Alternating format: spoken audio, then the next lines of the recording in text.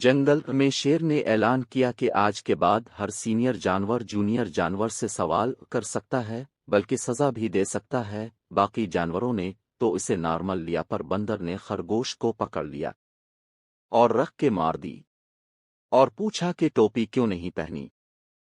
خرگوش بولا، سر میرے کان لمبے ہیں اس لیے نہیں پہن سکتا۔ بندر نے کہا اوکے ٹھیک ہے جاؤ۔ اگلے دن پھر خرگوش چہل قدمی کر رہا تھا، بندر نے اسے بلایا اور رکھ کے کان کے نیچے ایک دی اور پوچھا ٹوپی کیوں نہیں پہنی؟ خرگوش نے روتے ہوئے کہا، سر کل بھی بتایا تھا کہ کان لمبے ہیں نہیں پہن سکتا۔ بندر نے کہا اوکے گیٹ لوسٹ۔ تیسرے دن پھر بندر نے سیم حرکت کی تو خرگوش شیر کے پاس گیا اور ساری کہانی بتائی۔ شیر نے بندر کو بلایا اور کہا ایسے تھوڑی چیک کرتے ہیں، اور بھی 100 طریقے ہیں، جیسے تم خرگوش کو بلاؤ اور کہو جاؤ سموسے لا۔ اگر وہ صرف سموسے لائے تو پھڑکا دو ایک کان کے نیچے اور کہو چٹنی کیوں نہیں لائے۔